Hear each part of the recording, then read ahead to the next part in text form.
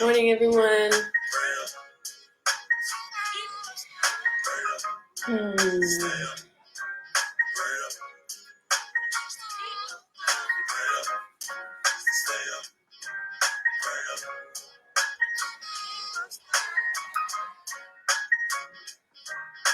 Okay. So,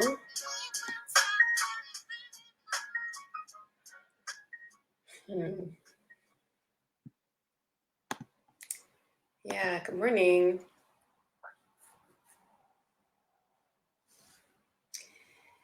Yeah, if you're watching, you can just maybe drop in the chat where in the world you are. Good to see you. So this morning's conversation, I have been sharing little pieces from my journey on the Priestess path that I've been on. And today's is a piece that I shared this in the post, but I'm still in process with this piece. San Diego, great. Good to have you. So what I wanted to share today were a couple of insights that I had, kind of messages that I got over last summer that have been really informing the shape that my work has taken over this past year and the direction that I've been heading and the things that I am excited to share with you all. Excited, nervous, I guess. And yeah, just some kind of sum up context if you've missed the last couple chats. So as you probably may know, I was raised Christian, raised Catholic, and then left the church as a late college student. Got really into like Eastern mysticism and really found what to me for that time felt like a spiritual home in yoga, in Kashmir Shaivism, in the goddess tradition, really where I was able to touch back into really a felt sense of being connected to anything really. And then I had an encounter with what was familiar to me by the name Jesus, a presence of unconditional love that to me bore the face and the name of Jesus. And I believe, they take innumerable forms throughout the cosmos, but that's how it showed up for me. And so then the last 5 years or so, I've been on an ordination trajectory with an organization called the Roman Catholic Women Priests. And this is a fringe movement. I guess technically a heretical movement. They're excommunicated from the official church, but they continue to organize and ordain, actually folks of all genders, and continue to petition for re-inclusion back in the institutional church, which is kind of mind-boggling. But that's kind of what differentiates them from other movements that have broken away and made a distinct break to do their own thing, but in something of the lineage. The RCWP still claims apostolic lineage with the Roman Catholic Church and petitions for re-inclusion. So I've been pursuing that for the last several years. I went to seminary for it. And then last year, I should say, I didn't really write notes about this because it just feels like the story is still being told. So it's just gonna, happen how it wants to happen. But last year, in my sort of ordination steps, I got accepted as a candidate about 2 years ago this month, 2 years ago, July. And there was a lot of preliminary work that took me to that place that I was very slow with. But once I was finally accepted as a candidate, it was kind of like I stepped through that threshold and then was a little bit frozen, like, oh God, is this where I'm supposed to be? And the subsequent steps as a candidate, like once you're a candidate, some folks are ordained as a deacon within 6 months. Like it can go fairly quickly. Ordination as a priest can happen within 2 years.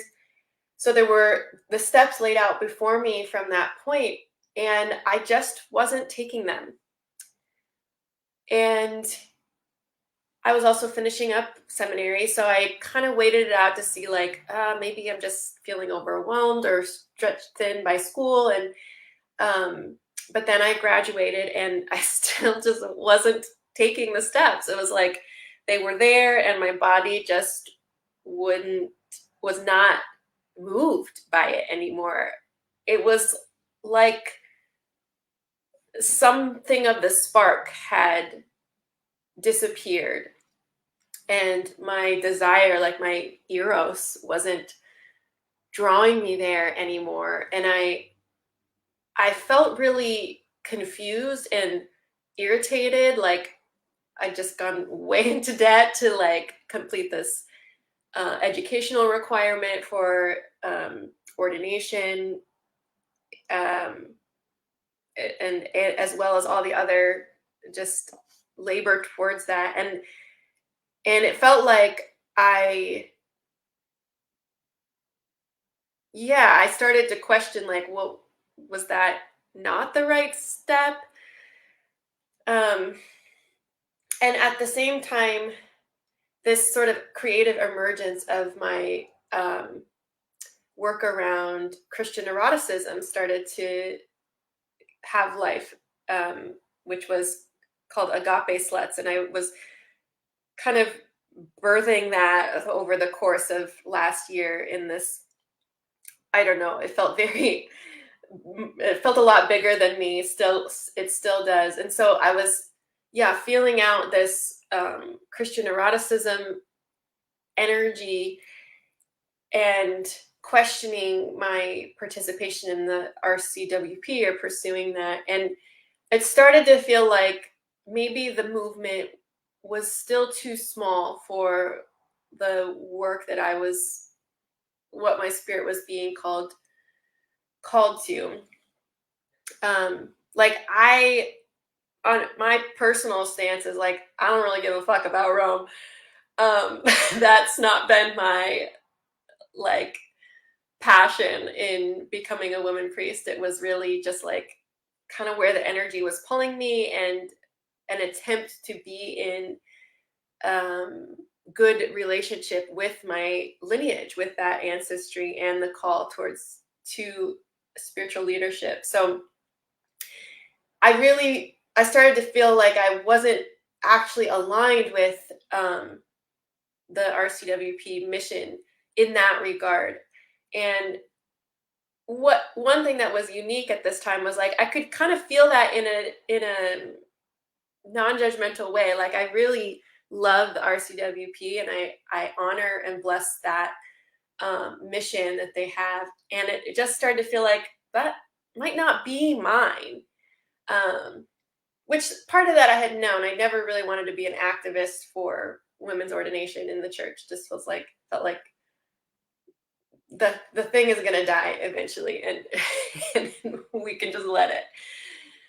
So in that time, the thing that I was really grieving or kind of holding on to as I was considering leaving the RCWP was that I really do love the rites of the Roman Catholic tradition. I really do feel nourished by communion, by the Eucharist, in a way that sort of surprises me.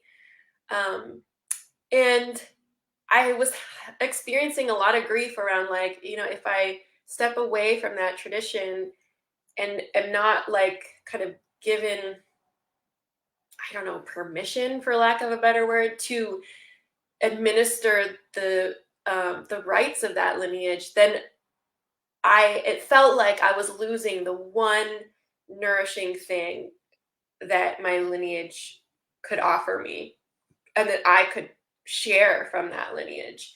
Um, like I'll write more about this. It's hard to show, but like I have this tattoo on my arm that was just like an icon that came to me years ago, but of the Eucharist and a lotus flower. And like the Eucharist really does feel like the bread of life to me.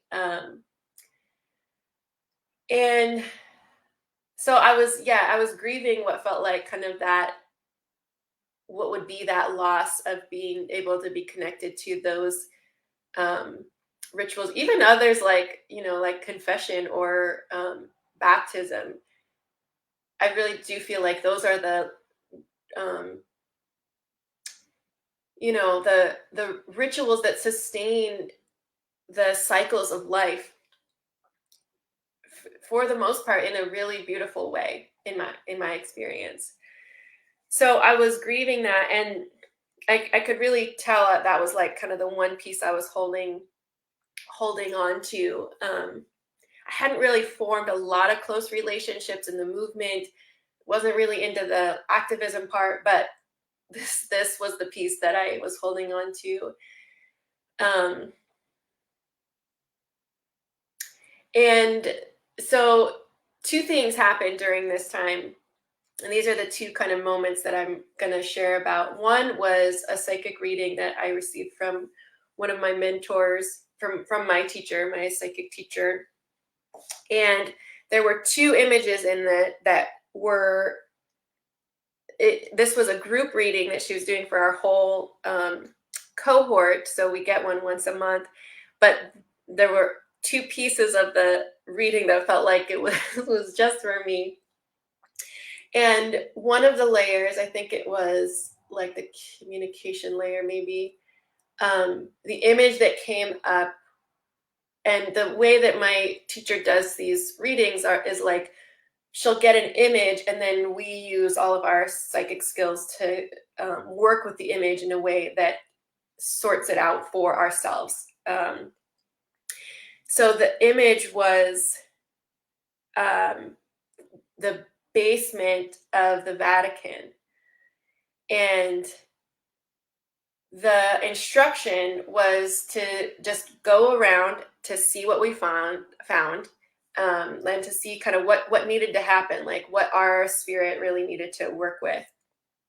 And so in my kind of psychic screen, I'm like walking around the basement of the Vatican, and I'm going from like chamber to chamber, and I come into a room where there's just this very simple, actually I should have brought it down.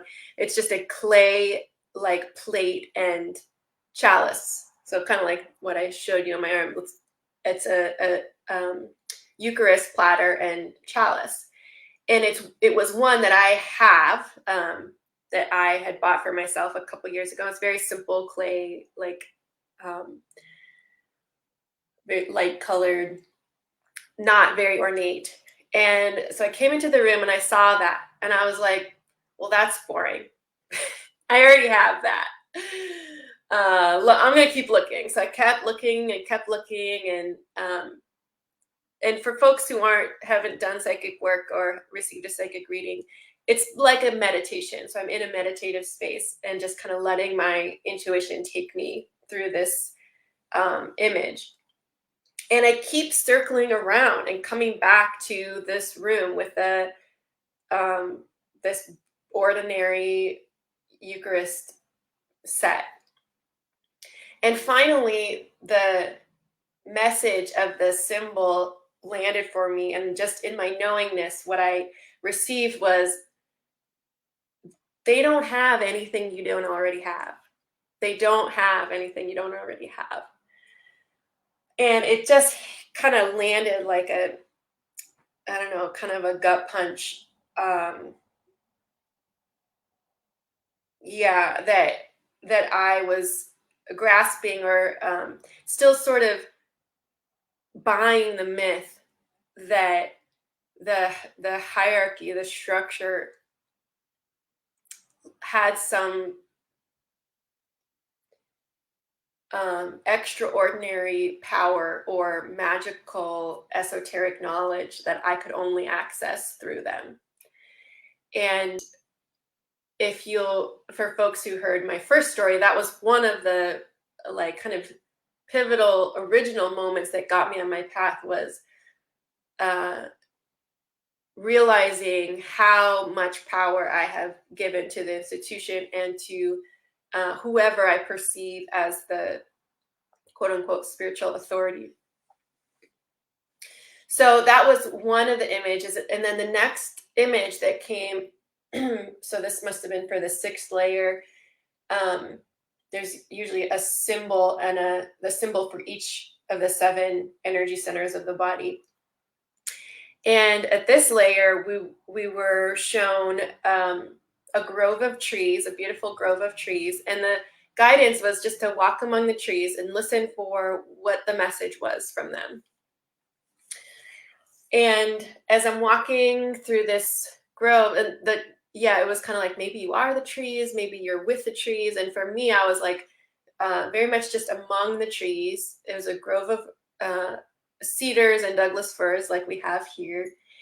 And what I felt was, the knowingness that I had was, if you listen to the trees, they will tell you, they will teach you the rites and the rituals that are necessary to be in a good way with the land, with them and with the land. And that also just like really dropped into my belly as this like knowingness that all rites and rituals come out of the very simple and ordinary interactions amongst the human and more than human beings in a particular location, in a particular space. Like, we only, as a, Christian people, we only use bread and wine because those were there was not because there was some inherent power to those particular elements, but because that's what was on hand. And we've kind of codified those with a particular significance. But when I think of when I feel into like where do our rituals really come from, it's like people, I imagine it as people just really wrestling with, how do we make sense of, or how do we relate well with, the sun that rises and the sun that sets, and the river that floods and then descends, and then birth and then death. Like, how do we live in those rhythms in any way? And how can the elements that are present sort of help us to distribute the intensity of those points of contact with the changes or the arcs of life.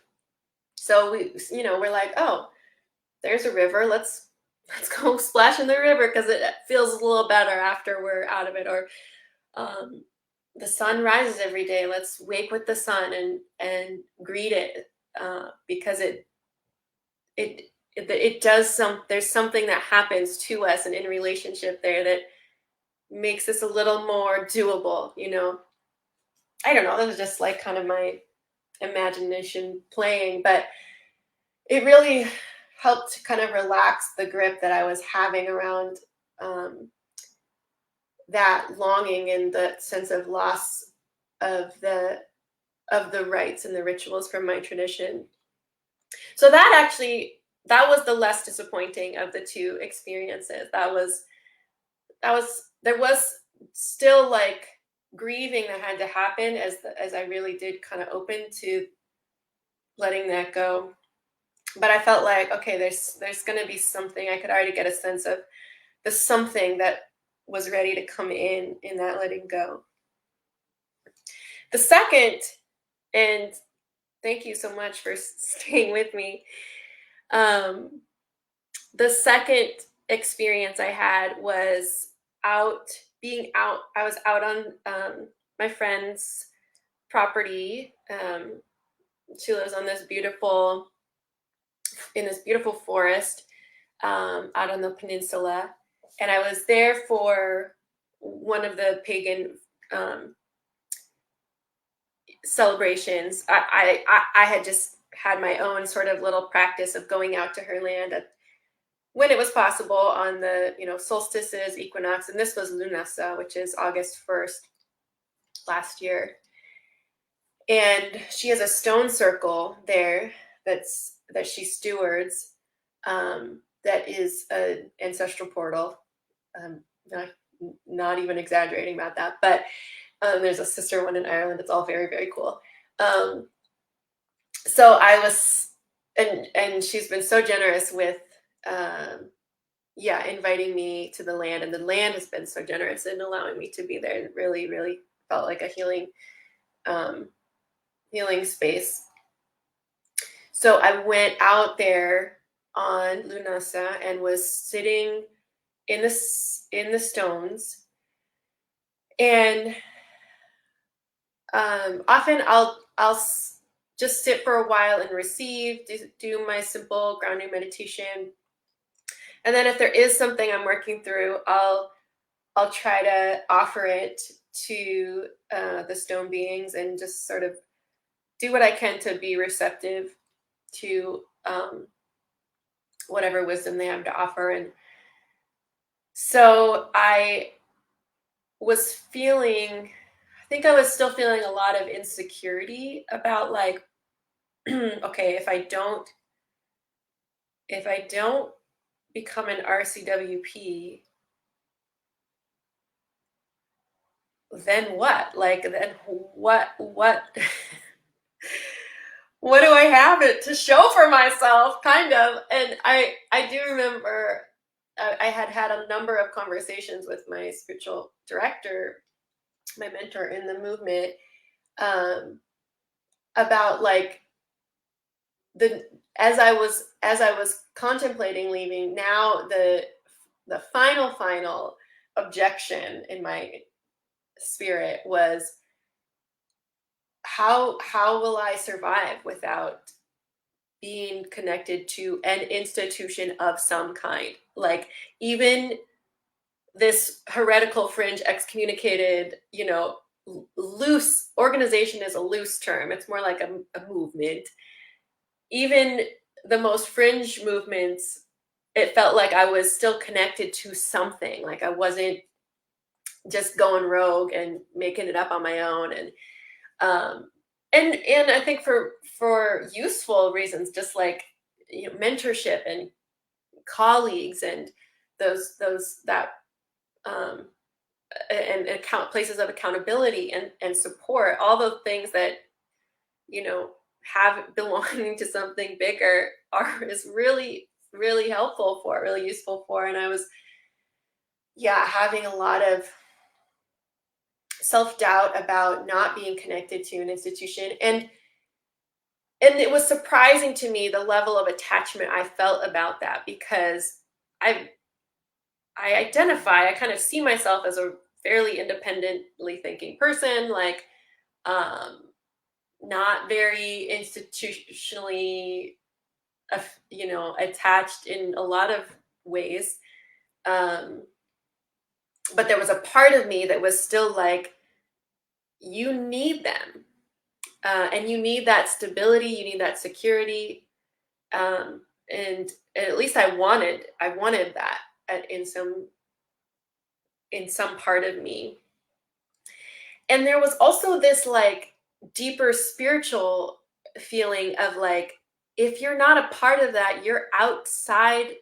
I mean, this sounds drastic and not even like theology I consciously believed in, but it really felt out. I remember having this image working with my spiritual director of being cast out of the gates of heaven and sitting in the dark, and on the outside, and being able to see the light that's on the inside, and feeling totally estranged, like um, that deep fear of estrangement and being cast out.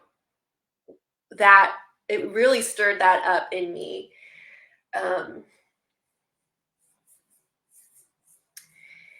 so it felt like there was a lot riding on this decision. There's a lot weighing on this decision.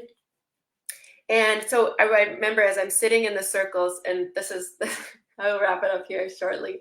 As I'm sitting in the stone circles, I remember almost hearing this voice saying, there is no outside power or institution that can name you a priest.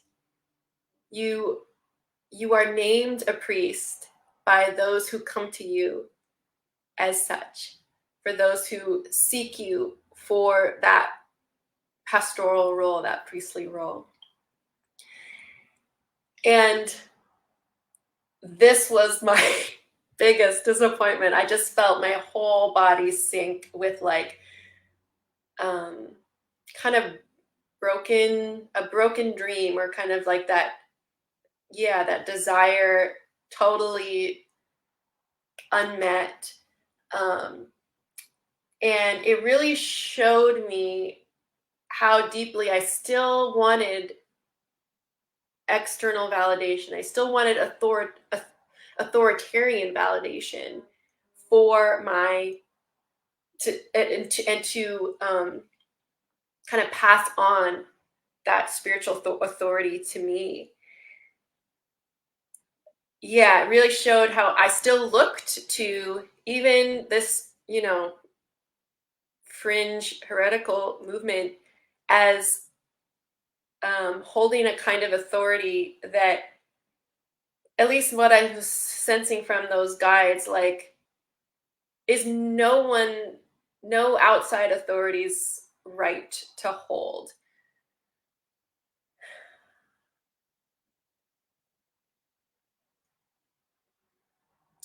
Yeah.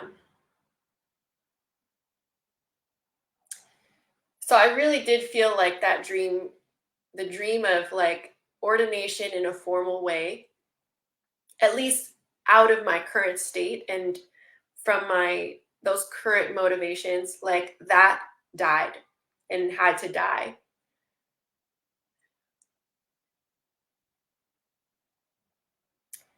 And I've really had to grieve that, um, and try to tend to the part of me that like really wanted that kind of validation, really wanted that external,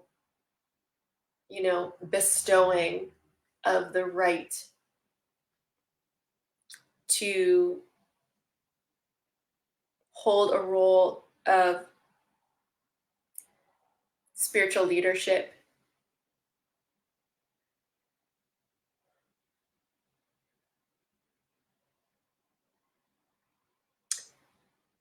And yeah, it from really from that experience, I took some time with it and worked with my mentor, but um, made the decision to withdraw from the RCWP, um, which I did last October.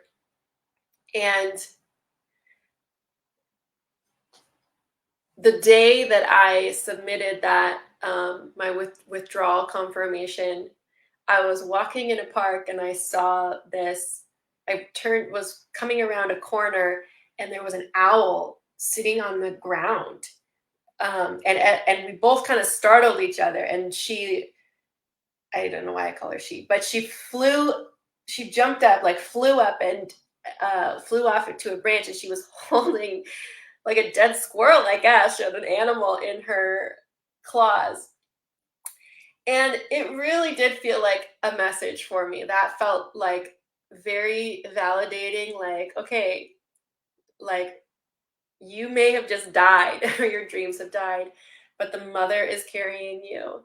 Um, and I've really come back to that image over the last year. It through a lot of kind of waxing and waning of wondering, did I make a mistake? Like, is this going to work?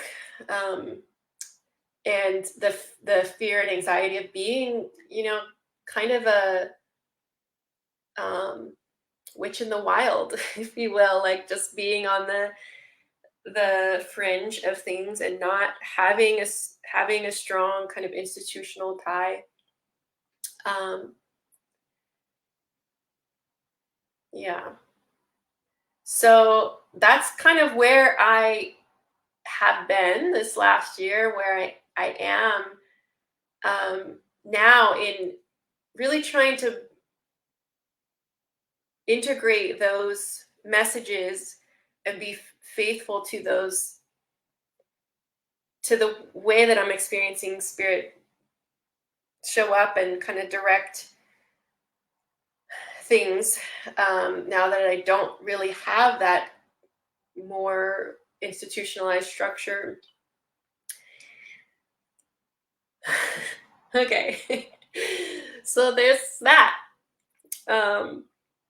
So yeah, obviously there's I feel like there's many more stories I could tell, but let me just bring it around to um, what has felt most alive in this season, in continuity with all those things, is being in that real active listening and communicating space with the land um to what's the word, like grow or nourish or foster the rites and the rituals that support the flourishing of human and more than human relationships, um, with the land where we are, with the forces, um, the cosmic forces that are at play in around us right now in this season, this bigger season. So that is how this newest Roots and Rhythms community supported spiritual care offer has emerged, where I am aiming to enroll 15 to 25 people who can be sort of the core, both energetic and financial contributors to a series of seasonal earth-based celebrations. Very simple, kind of. I have a loose structure that I follow, but the long-term goal is that they're co-creative and evolving with us as we go. And my intention is to enroll these folks by next Friday, committed to at least 6 months. And for me, that's sort of the collaborative commitment that I need, maybe in lieu of like institutional backing. Like, I need to know that there's enough people who say, like, yeah, this is what I'm, what I need, what I want, and what I believe would have mutual benefit for the rest of our community. And if I get those committed core folks, my intention is to make each of the offerings open to sliding scale, bring a friend, like easier to drop in and out of, which is a model that I can't really sustain right now as a solo practicing person. Like, there's just not enough, like, at least the way that I've experienced so far, there's not enough security in it for me to sustain that. But if I know I have at least sort of a floor of support, then I really do want these to be things that people can drop in and out of, can access sort of as the cycles of life allow them to share with their friends, to attend, and give according to their means, etc.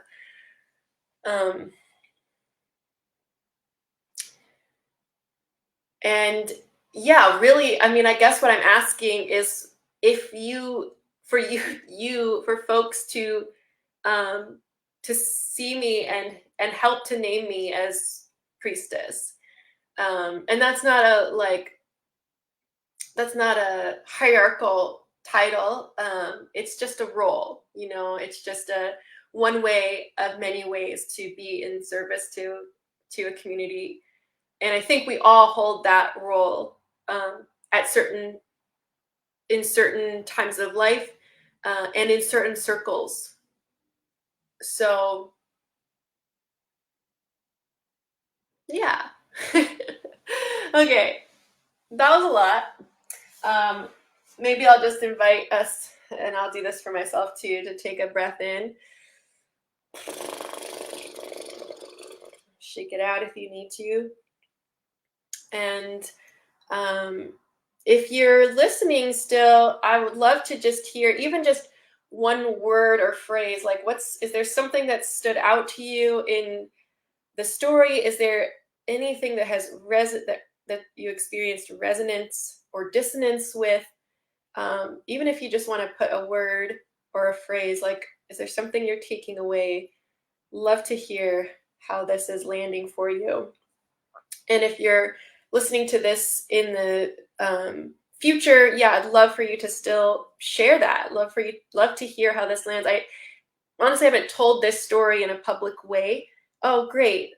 So just seeing the comment there, such a great talk, so much of it resonated with me. Yes, great. Thank you. Really glad to hear that.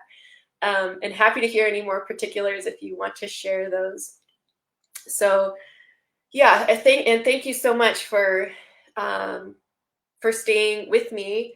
Yeah, I've shared pieces of this with like my close friends as they were happening, but I haven't really pieced it together with the rest of my journey yet. So it really is a support for me to be able to share this now, and feels like the right time. Yeah. Okay, so I'm going to put details about the offer in the link below, and would love for you to check it out if it speaks to you. Folks have until next Friday to let me know if they're interested in it. And we have, I think, 6 people enrolled, which I'm so grateful for that. I was really thrilled with that. And I think about 9 people have expressed interest, and that would actually be my minimum amount, my 15, to move forward with it. So yeah, just seeing your comment here, it's a huge challenge for a spiritual practitioner to have a home, an organization, but maybe we don't quite fit into the current patriarchal structures that exist. Absolutely, yeah. I think that is what, I mean, that's what I'm experiencing anyway. And I will say, I didn't mention this, but that vision that I had of being like kind of cast out into the outer darkness, as I was working through that image with my mentor, I actually had this experience of Jesus coming out there with me and being like, "Sup?" Like, here we are on the fringe. This is where I hang out. Like, nice to have you here. So I really do have a sense, and like, yes, you're such a good example here. Thanks for listening. I do have a good sense there is good company on the fringe, and I am at times happy to be here, and at times still letting go of that longing for more security, more sort of mainstream validation. Yes. Okay. My favorite part was that you already have all you need. Yeah. That the organization doesn't possess anything you don't. Yes. Everyone forgets that Jesus was on the fringe. Yes. Totally. 100%. Yeah. Awesome. Well, good. Thank you so much. Really lovely to be with you. And thanks for sharing your reflections. Looking forward to hearing more, sharing more. Next Friday live will be a guided practice. It's the feast day of Mary Magdalene. So we're going to do a little tuning in and listening and calling on the goddess energy of Mary Magdalene. So I hope you'll join again then. All right. Thanks so much. Good to see you. Talk to you later.